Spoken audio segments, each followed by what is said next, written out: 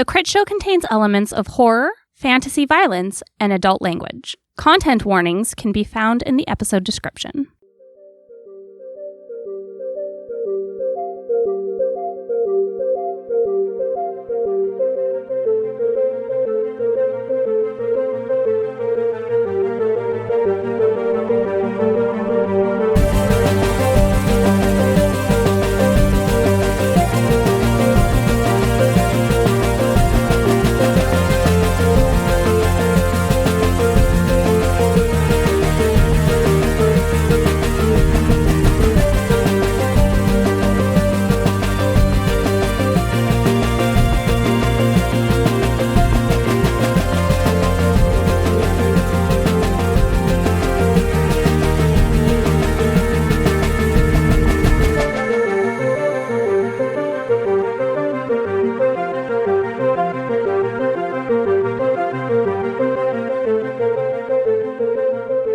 Hello, everybody, and welcome back to the Crit Show, where we are playing the Clockwinders.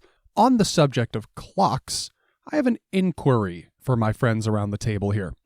Okay. Because me and Megan were talking about this, and we realized that we have different approaches. So, let's say you have a meeting scheduled for 12:30. Yeah. When are you in that meeting that you're not late? What is the point at which you are late? Are we talking like an online meeting? Let's say like a Zoom call you've got scheduled for 12:30. Are you in there somewhere between 12:29 and 12:30? Are you in there somewhere between 12:30 and 12:31? If I am not running the thing, if it's not like I have to wait for the invite or the link or whatever, I'm there. I'm usually like ready by like 12:20 and like looking for the invite like 12:25 and later. Let's say you're not necessarily running it. It's more of just a collaborative thing and everybody has the link. Everybody has the link and can jump in. Yep. I'm jumping in at like 12:28.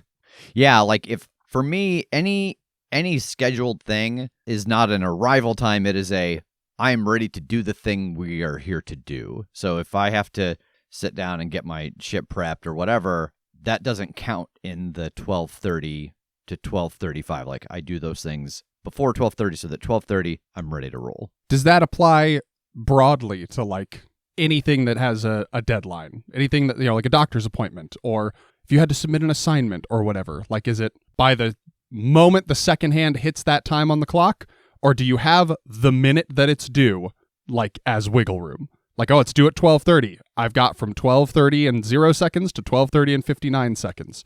Or is it, nope, it's due by 12:30? Oh, yeah. I will say, as someone who has been a teacher and stuff, it closes at 12:30. Like, the link closes at 12:30, not at 12:30:59.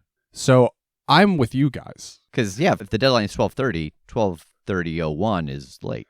Ain't it just?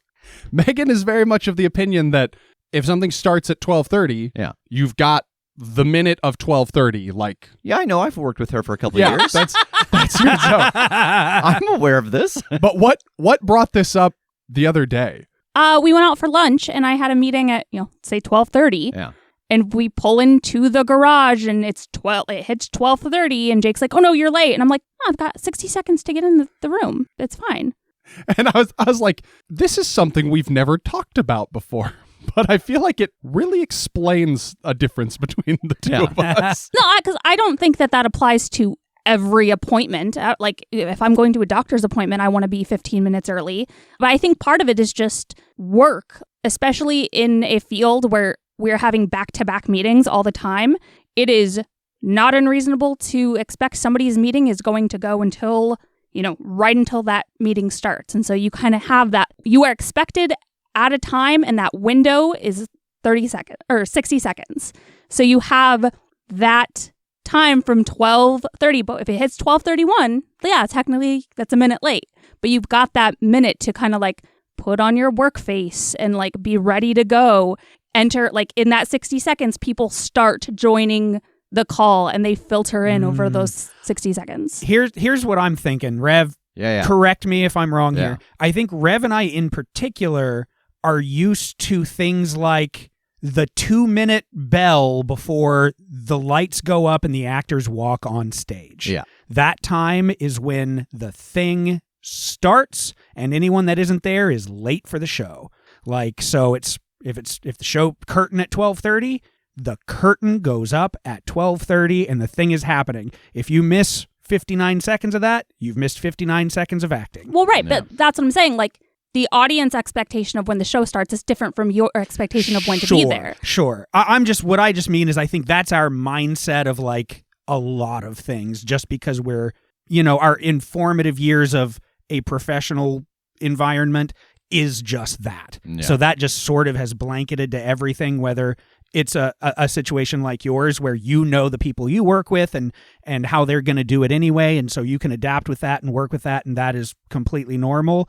I think if we joined your company, we'd still be there at 12:28. Yeah, because it's like an alarm clock. Like an alarm clock doesn't go off at 12:30:59. It goes off at 12:30. So for all the stuff we've done, that's when the thing starts, is when the alarm clock would go off. But we're not talking about, I think there's a difference between when something starts and when you're late to it. There is a 60-second window. Disagree. I think that's just semantics. I feel like if you're not there when it starts, you're late. Yeah. But it starts, I feel like there's a window in which it starts. It starts for, there's a little basket, this little start basket. Yeah. that you get to jump into. And as long as everyone's in the basket at that window, do you say the meeting starts by 12:30, or you say the meeting starts at 12:30? At. Yeah. So not by 12:30. Well, by 12:30 would be any time before the clock hits 12:30. Yeah. I'm so in the weeds. This is something that, like, and now that we've had this conversation, I have a different perspective on a lot of my coworkers. Sure. Because, like, I am part of meetings that include, like, I'm part of huge meetings every week or every other week that have like 60 people in them. Yeah. I join, like, when the 5-minute notice goes off, like, hey, this meeting starts in 5 minutes. I join the Zoom room. Yeah. Because I'm like, I'm not going to be late. And I'm the only person in there. And then, like, some more people trickle in over the course of the next 5 minutes to maybe 20. And then when the time hits and you get that other notification that goes, hey, your meeting's starting right now, everybody else rolls in. And I was like, how's everybody else okay with being late to these every week? Well, and it's again, with what Tass was saying, for us, in like the way that we were trained in our early work stuff, it's a sign of respect for other people's time. Because if it starts at 12:30 and everybody is there except one person, we're all waiting for that one person. Yeah. And so that is disrespect for the 30 other people who are ready to do the job. Yeah. Yeah. I say, looking at Megan. I also join meetings like 4 minutes early. Oh, like but regularly, or just... If I'm home, if I'm at my computer, I join early because sometimes, like, I lose track of time if I'm working on a project and I'm like really focused. It's like, oh, I didn't see the notification, or I didn't hear something. So I'll just join that room, but we have to admit people to the room if they're outside our organization. Yeah. So usually at 12:30, my coworkers will come in and be like, all right, they're in the waiting room. Are we ready? Everyone puts on their work face, add them in, start the meeting. Still within the window of 12:30. Okay. If I'm doing an interview, if I'm interviewing somebody for a job, I don't admit them until the clock hits 12:30. Or, like, that's an interesting point. Like, I'd be late if I wasn't in there before 12:30. Sure. But I'm not going to pull them in before 12:30, even if they're there waiting, because the thing doesn't start until 12:30. But they are there waiting. I think that's... usually. Yeah, that's the thing, is like the hosting versus the arrival. Exactly. But You wouldn't admit them before 12:30 because there is a group expectation that things are going to start at a certain time. So any time before that is your window to kind of like get prepared, get in the zone, be ready to go. Yeah. But them being there to be admitted at 12:30. They were on time. Yeah. And if they weren't there to be admitted at 12:30, are they late? Yeah. Like, if it hits 12:30 and I can't let them into the room, they're late. They're late. Yeah. And see, this is interesting, like, to the point about, like, oh, meetings run back to back. So, like, there's an understanding. For me, that time always comes out of the first meeting. Yes. Like, if that meeting's about to run up to 12:30, then in the 12:29 window, I go, hey, guys, sorry, I got to go. I got another meeting at 12:30, and I've got to be in it by the time the clock hits 12:30. Yeah, and it's, like, just scheduling-wise, that's bad scheduling. Like, if you have 10-hour-long meetings and they're all literally 60 minutes. No, I mean, like, just sometimes meetings run longer than allotted time. Like you have people have such limited availability to meet. Sometimes you have to, like, you don't have that 5 minutes to, transition over to the next meeting. You've got to jump into the next one. Yeah. I always take that time out of the one before. Yeah. Not the one after. That's not always an option for me. Yeah. I think this is very specific to you and your group, it sounds like. I've spoken a lot about what my philosophy on it is, but I'm late to almost everything I do all the time. So it doesn't matter. Time's relative. Yeah, I mean, I am also late a lot. I didn't used to be late a lot. Yeah. There was a time in my life where I was the 15 minutes early to stuff guy. It's funny. Someone was asking me about, we're just making a whole other podcast right now. Yeah, this is HR tips with the clockwinders. Someone was asking questions at Gen Con about like working with friends and the difference between like producing people. I'm terrified of where this is No. This is about to get scathing. But no, it was just that I at some point had to let go of that, like, because it was drilled into us that you be there, you're ready to go at the time it start, because it's disrespectful to the people who are there and ready if you aren't. And that was something I had to let go of. Like years ago, I was always curmudgeon-y when you guys were late, but it's like, this is just going to be my every week. If I'm upset that they're late and I know chronically everybody is late, I have to find a way to let go of that, or else I'm just going to be unhappy all the time. And so that was a big like turning point for me of like knowing the people you work with as opposed to having expectations and keeping them there if you know they can't be met, not out of malice, but just out of other stuff going on. Yeah, I don't know what it is. I feel like it's not like we're just like, oh yeah, we don't care when we show up to something, but for some reason you and I together just because today really is late. a great example. I was like, we have to start at noon today. Yeah. And you guys were here like 12:05. 12:03. And I don't accept the blame. I was in the car at 11:57. I was getting his water bottle, so. I think here's what I think the problem is, and I think this might also extend to what you're talking about. Yeah, is when this is going to sound stupid. We care about each other. We extend each other graces. Yeah. They go both directions. Yeah. So if one person is like extending you grace for something being a little slow, and then you extend to them grace for being a little slow, they just stack and they add up until we are late. Yes. Well, and because like I've gotten to a point now with this, the guilt I would carry if I was here at 12:03 would keep me up for the next 2 days. But now I don't care, because it's like, well, we've all extended each other this grace. So like when something happens and I'm here a couple minutes late, I'd let go of it. Yeah. I'm really glad that my shortcomings as a person have helped you grow.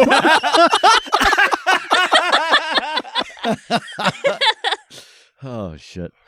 I'm on time every week. That's pretty true, yeah. As long as the McDonald's drive-thru is exactly. He's on time. He's in the room, but he is eating his nuggets. Yeah. Until I walk in, which is late. So excuse me, my cheeseburger with extra pickle. Thank you very much. He's starting a new round of Battle Crashers or whatever. While I eat my joyful meal, my joyful dinner. Battle Crashers, parentheses, or whatever. Yeah. Colon or whatever. Greetings, whatever cats. Yes. Tortoise cats. Tortoise Greetings, cats. tortoise cats. Those are gone too, and I didn't get the last one I needed. Oh, what one didn't you get? I didn't get the Greetings cat purple assassin tortoise. You didn't get a Donatello. Yeah, I didn't get a Donatello. Listen, if anybody out there has 2 Donatellos, the Hello Kitty one specifically. yeah, hit me up and we'll make a little deal. Or just get another one and paint it purple. Yeah, they look the same. No, they don't. They have different poses. And different weapons, I hope. Yeah, Got a heat gun? they have the little letter on their belt and everything. Rev's got a 3D printer. Just have him make it. It's going woefully underused lately. Well, we'll see you guys next week. Thanks for joining us. Thanks for joining us. I hope that you too have learned and grown and improved as a person. Just like me. Anyway, last time on the Crit Show, I don't remember. It's been a calendar month. Yeah. The important thing to know, we're headed back to the Dawn Palace. We got prisoners. Yeah, who we've decided are going to be prisoners. You had wrecked shop at the Movement Corps at Halogi. You got back underway. You picked up a squad of rapscallions along the way to serve as like wardens. We're I putting believe. together a very special team. Yeah. In my minutes, I have Sun's Edge with Keen, Gideon, and Ice Cream Guy as wardens. I couldn't remember his name. Guy. Wonderful. So, I think we resume with you all like pulling into the station beneath the Dawn Palace. The train coming to a stop in the tunnel down low. Hector is there to greet you. Obviously, the rail is visible as it approaches the city. It seems like they were expecting you. So he is just standing down there on the platform, kind of like hands on his hips, waiting. Gives you a little wave as the train comes to a stop. Oh, we also advanced last time, so don't forget all your new stuff. Hector says, "Oh, that's neat. What's our new stuff?" Sorry, I heard God talking about your advancements. I heard a weird voice come out of Maxine's body. She was possessed. Just sort of like from all around her, like a halo, like an auditory halo. Hey, what do you mean weird voice? Well, compared to Maxine. I heard this very odd, sort of Grating, annoying. And it showed up within a minute after she talked. It wasn't right. Wasn't right then. It was 59.59 seconds It was later. within 59 seconds, though, for sure. I'm going home. Anyway, yeah, Hector he comes aboard and starts helping you guys shut everything down and offload. And I think he notices the additional personnel on board and pretty quickly is like, "Oh, hello." Looks to Kade probably as the operator, like, you got hop-ons? Yeah, before we were talking about, what do we do with people, because there's not really a jail, and... yeah, and we're not really police. Yeah, we're going to have to make some adjustments to that for the time being, because we did capture 3 of the people who are trying to destroy the world in the movement cores, and they keep doing it. He looks at Keen and Gideon kind of apprehensively and leans over to you, Kade. Are these 2 of the ones that are trying to destroy the world? Because they're really just kind of lounging in your parlor room here. No, we knew that, not equipped for this, and so Einon put together a team of specialists to watch over them so that it doesn't become like your responsibility. Oh, all right. Hey, good forward thinking. Thank you. Of course. We are going to have to pay them, of course. We? Oh, yes. Okay. I'll run that by Chief Forbin. I don't think our coffers are overflowing, but maybe we can reallocate some budget. It is unfortunately necessity. If we're going to fix these things and we have people that are just going to break them right behind us every time, we can't do our jobs, can we? I, of course, am willing to reallocate anything I would have gotten, aside from what we need bare minimum for these journeys, to go to them instead of me. He shrugs and starts kind of looking around the rest of the train car from where he's standing. So where are the prisoners? They're inside. I built some compartments inside of here, and they're locked inside. Okay. Which brings us to the other point. We're going to have to take some time to figure out where to put them not in here. Yeah, I know that we determined last time that we don't really have, cells or dungeons or anything like that, but maybe there are some existing rooms that we can try and fortify? I mean, there's plenty of empty real estate within the Dawn Palace. Our numbers are not what they used to be, so if you just want quarters, yeah, we got quarters. I just don't know how jaily you want them to be. That's what I think that you and I will be working on this week, is trying to reinforce a block of these for exactly this purpose. I'll have my people on it as well. I'll likely seek out Everett to head up the overall observing of the situation, and the rest of the specialists, frankly, here for just in case. Gideon looks around and is like, specifically to Keen, so there's not even going to be a conversation about who's leading it, huh? It's just, I don't even get to throw my hat in the ring. No, oh, God, no. Fine, whatever. This place is dead anyway. Yeah, if you want all the responsibility and the paperwork and all of that will keep you in one spot, unable to go and explore the city at your leisure, then by all means, maybe we'll throw your hat in the ring. He looks at Hector. Will the leader be paid more? And Hector's like, I don't even know where the money's coming from. So Hector steps off the train. He invites anyone who wants to follow, but he lets you know he's going to go talk to Chief Forbin about what space to use, how to get money going. Like there are some logistics to organize that he's about to go work on. Oh, where is Chief Orban? I presume in her office. All right, we should probably, And I look at Kade and Einon. fill her in on the movement core situation. Yeah. I can do that if you guys want to start on your things. By all means, I think we need to split our interests for the moment to keep them locked away in the car where we know that they're safe while we make sure wherever we're going to move them is appropriate, and do a bit of a transfer before you start on whatever work you'd like to do. Yeah. Are there any old train cars? Like I've seen them before out on the rails, just abandoned. Do you got any here? Hector scratches his chin. Maybe. I mean, there was a service station on the grounds that's just been gathering dust for a long time. I haven't been inside in decades, but might be a car in there, or at least components of one. Okay. I mean, that's something I could start on before moving them out, is see if we can add on a second car just in case we encounter a situation like this, or if we discover we got to move a bunch of equipment or something, so they can stay in the current car while I see if it's possible to piece together or repurpose a second car. All right, then. I'll be back, and I'm going to head up and out into the city. Okay. So Einon is off to find Everett. Kade is headed to the service garage, and Maxine is headed with Hector up to Chief Orban. Yep. Okay. Let's start there. Let's start with Maxine and Hector. You two head back inside the palace up to the door to Chief Orban's office. Hector gives a knock, and you hear her invite you in. And as is usually the case, as the door opens, it seems like she is hard at work on something, sitting behind her desk, sort of scribbling furiously. Behind her out the window, you can see just the most sunward edge of the planet and the glyph stones off in the distance.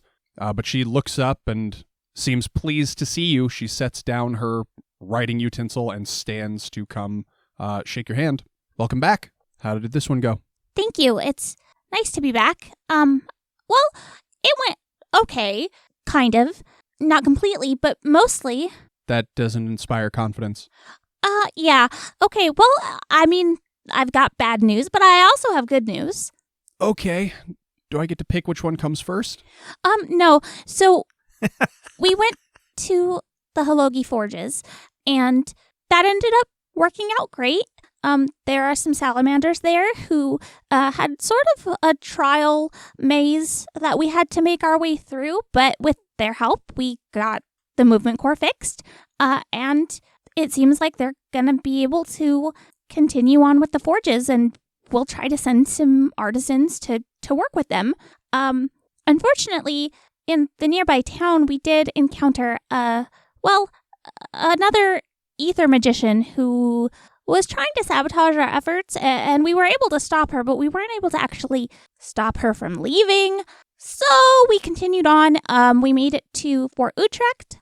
Unfortunately, that is where Sevna kind of had set up her base.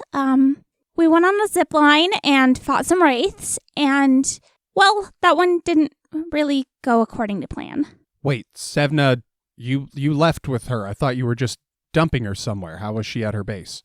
Yeah, that's a great question. So she's got some people working with her, and I assume that, the ether use somehow she was able to get all the way back to her base before we made our way there. Sevna actually had 2 apprentices at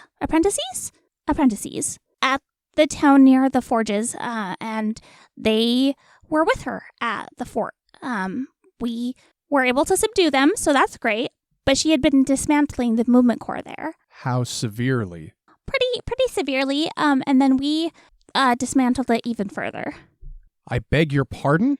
Well, you see, we didn't really have a choice because we could have fixed it, but they would have just continued disassembling it. So we decided to temporarily disassemble it and bring them all the way here so that if they do escape, they would try to make their way back to their base and find it unusable. She had disassembled it in a way that she could basically have an unimpeded source of ether coming out of it.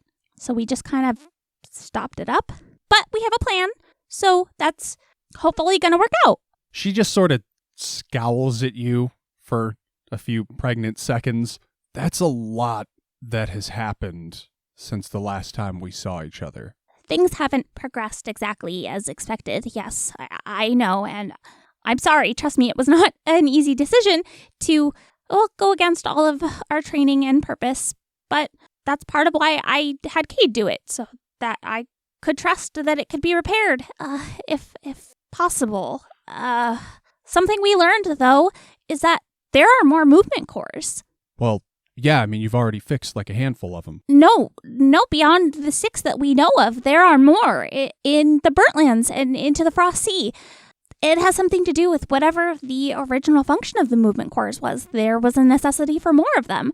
And for some reason, these are the 6 that were able to be repaired and maintained and stop the rotation of Kadvini.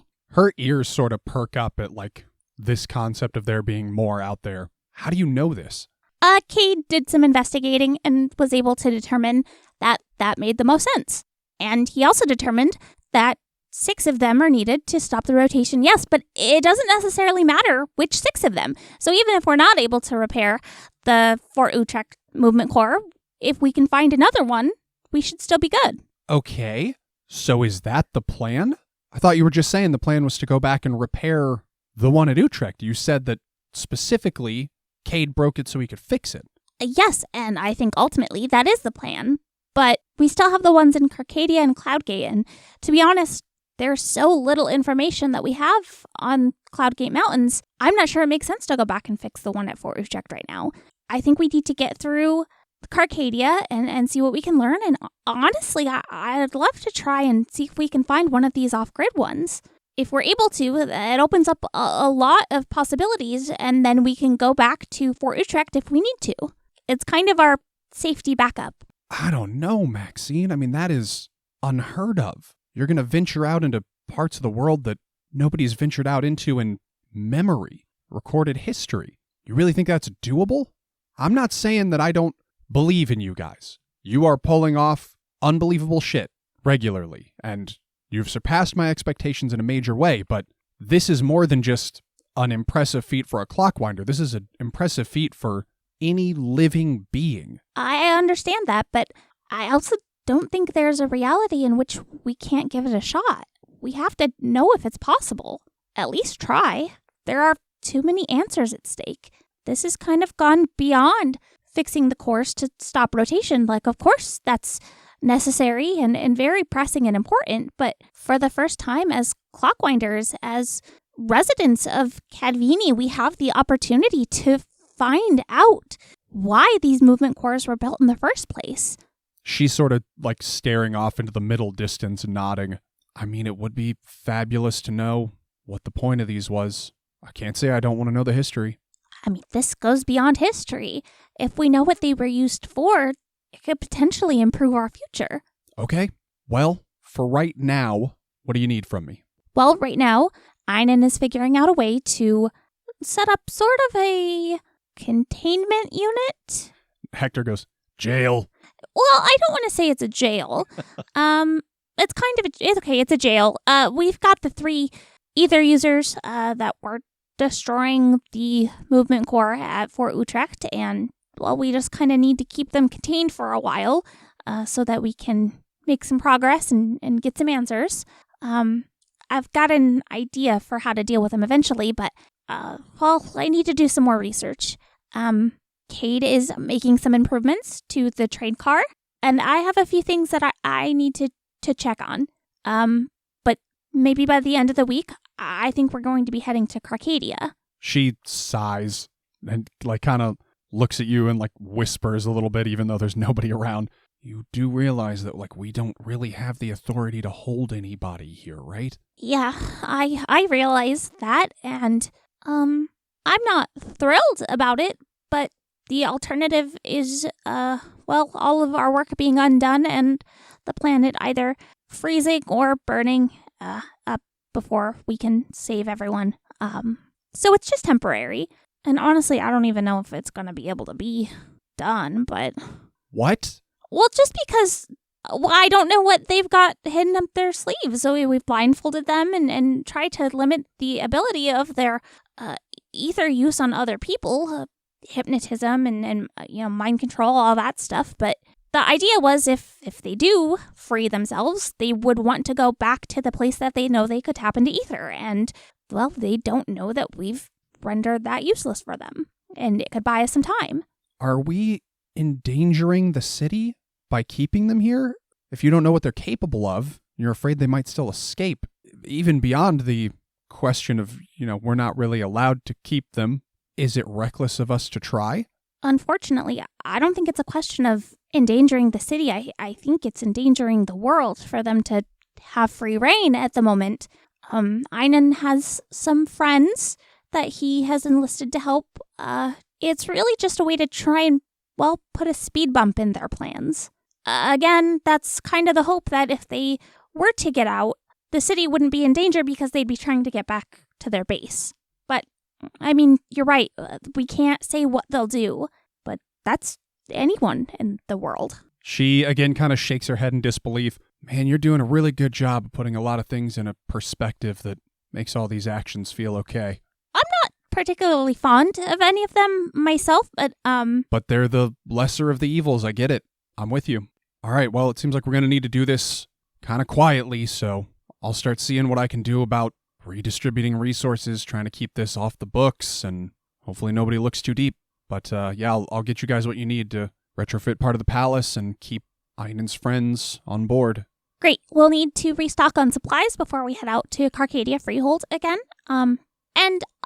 Maybe you could talk to Einon more about the specifications on this and Kade if you want to. I don't feel like I did the best job of explaining the plan on that because I wasn't really involved in the details. It's not really my area of expertise, but they might have some follow-up information for you. I'm sure I'll be speaking with all of you in due time. For now, Hector, let me borrow you. Let's get cracking. And he nods, and she shakes your hand again, says goodbye, and they both head over to sit around her desk and start to work. I will head back to my room. Let's jump over to Kade. So, Kade, before breaking off from you, Hector had pointed you in the direction of this maintenance station. You are able to head that way, and it is within the grounds of the palace, but even in consideration of how sparsely populated the palace is overall, it's sort of off in a corner where you don't pass anybody at all for a few minutes on your way there. It just seems like there's no reason for anybody to be over here. Nobody's utilizing this area. But you lay eyes on this large structure. It looks like it is a few stories tall. It's got a set of rolling barn doors on one end that are 2/3 of that height, as if to get gigantic shit in and out of here. And those rolling doors are just wooden. They're in pretty bad shape. There is a chain with a padlock on it that is weathered and rusted all to hell. Beyond that, there are some windows that look like they would come in on effectively the 3rd story of this place. What do you want to do? I guess I'm going to pick that lock. Okay. Roll to burgle. Let's say you're trying to beat... this isn't going to be very difficult. I think you're trying to beat a 1. 7. Okay. You touch it and it dissolves. You pick the lock and you gain a boost. Ooh. So, just a few seconds before you crack this padlock, literally. In the picking, it's in such bad shape that you hear the mechanism inside break. This thing ain't gonna lock again. But it and the chain fall away, and you are able to throw open these barn doors. Light spills into this structure, and what you are looking at is one enormous room. There are no separate floors. There looks like there is a loft at the 2nd story level that kind of spans like a balcony around the inner perimeter of the room, but there's not a whole floor up there, just a catwalk around the edges. You can see that there is some machinery covered in tarps and blankets gathering dust in here.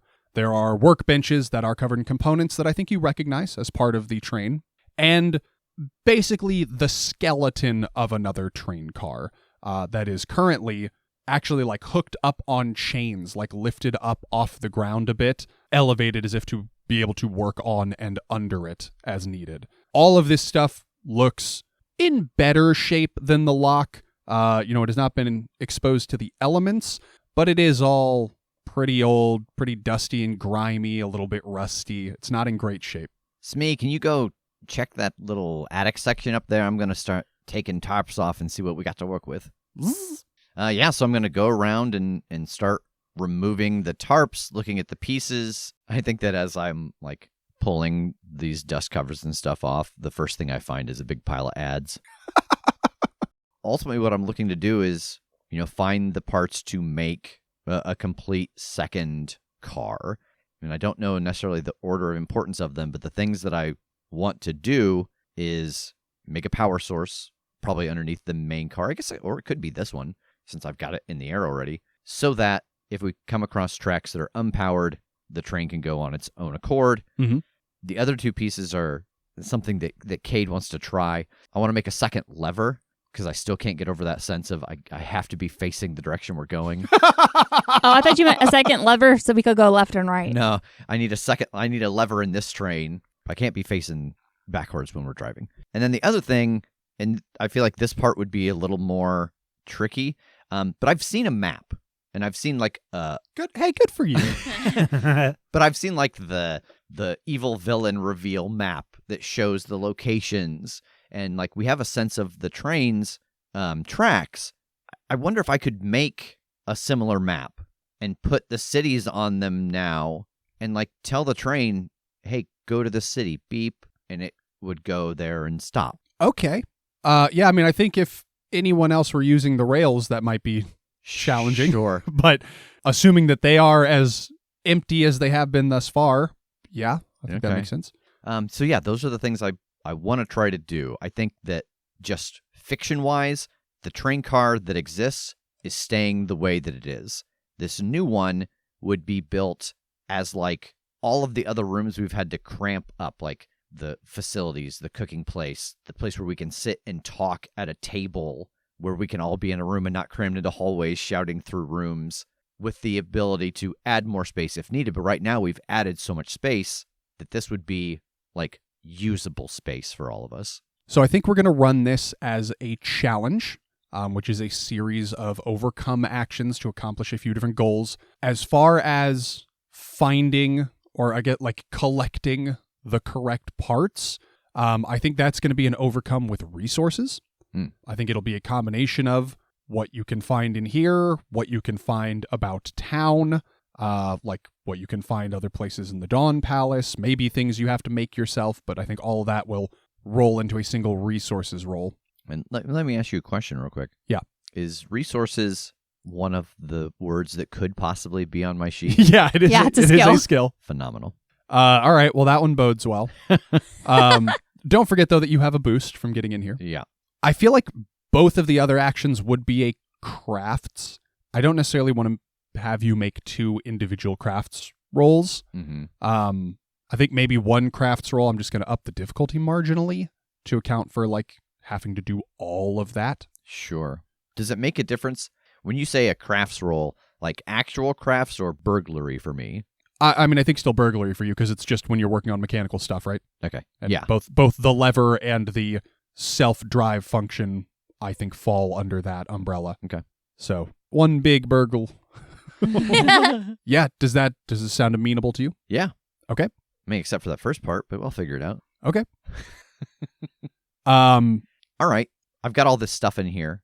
I've got a helper. I've got Smee. Can I create some kind of advantage as I'm working on this? You can create an advantage beforehand. Yeah. Like you can start with creating an advantage. The only potential downside is you might fail that, and it might make some other things go wrong. Yeah. That's what I'm thinking of, is like the prep before starting. Okay. So this taking the form of like having a helper, basically. Yeah. I want to call that one rapport. What's your rapport like? Because you got to boss around Smee. You gotta accurately convey directions and instructions to him. Oh, I don't have any rapport. This is good. Okay. Yeah, I mean, if you want to try to create an advantage, he is your robot, so I don't think this is going to be tough. I think it's just maybe a level of complexity you have not expected, a level of independence you've not granted him before. And because I'm like trying to give him orders while my focus is somewhere else. Yeah, that might be changing on the fly. Yeah. create an advantage with rapport. I think you're only trying to beat a 1. He's your guy. Yeah. Okay. That's a 0, but I will use my boost. Okay, what are you calling it? My boost is inventory of items. Okay, so that will get you to a 2, which is a success. So you will get 1 free invoke on this created aspect. Let's call it Errand Boy. Errand Bot. Nice. Thank you. So let's start with the overcome with resources to gather what you need to do this job. I don't think that's especially difficult. Like, it's mostly knowing what you need and, going on shopping trip or looking around in here. I think you're trying to beat a 1. Okay. Again, a 0. So, Errand Boy. Okay. All right, that will bring you to a success. So you get what you want. As is often the case with your roles, like I think this is all taking time. Sure. But yeah, you send him out with a list. He is able to go track down the appropriate parts or find them up in the loft, or you are able to find them under some of the tarps. You end up with all of the materials that you will need for this job, which will bring us to the big burgle, which I think is difficult either way. Yeah. Especially rolling these two things together. I don't think making a lever is difficult. I think that's going to add 1 to the difficulty of making this thing self-driving. Yeah. So I think this is fairly tough, though. I think you're trying to beat a 5 on this one. Okay. That's more than fairly tough. That's superbly tough. 4, but I will spend a point of fate. A point of fate. Yeah, I'll spend a fate point. I think narratively I'm going to spend it to re-invoke Errand Boy. Like, I just like the idea of Smee continuing to help instead of me trying to buckle down and do this on my own. Okie dokie. All right, that will again get you to a success.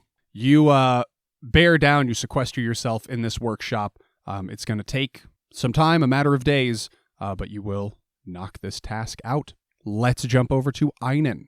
So Einon, you head back over to the care facility that Everett is in. Unclear why he's still there. I think even as you go in, the doctors are like, I don't know why he doesn't want to be here, but he is. He won't leave. He's still here. But yeah, you're asking for sponge baths. He's gotten used to a certain standard of living. You head back to his room where he is sitting in the chair by the window. He's got the window open. He is reading. Don't you dare climb out that window again. I just climbed back in. Of course. How are you? On the mend. Feeling better. Seems like it. Speaking to some of the nurses. What can I do for you, my old friend? It's not what you can do for me, Everett. It's for the world. The world! What is it? Well, we've captured some witches and we need... Sold. Let's get out of here, shall we? Burn them at the stake? I'm in. I'm in. He pulled a Zippo out of nowhere and he's just aggressively flicking it, trying to like... Yeah, he stands immediately. He's just like, ride or die. Don't care. And the two of you head back out of this facility towards the Dawn Palace. You could fill him in on the walk, but I think that is where we will leave it off this go around. So thank you everybody for joining us for another episode of The Crit Show. If you are interested in more information about the Clockwinders as a game or setting or Fate as an RPG, you can find that information in the episode description. You should also check out our Patreon, patreon.com/thecritshow, where you can find a plethora of additional material. Mm-hmm. And you can get your name read at the end of an episode, just like Dewey Sherwood and Chris Brodnick. Thank you. And thanks once again to everybody for joining us. Tune in next time for more antics of the Clockwinders, who are now going to tell you goodbye. Goodbye. Bye. Bye.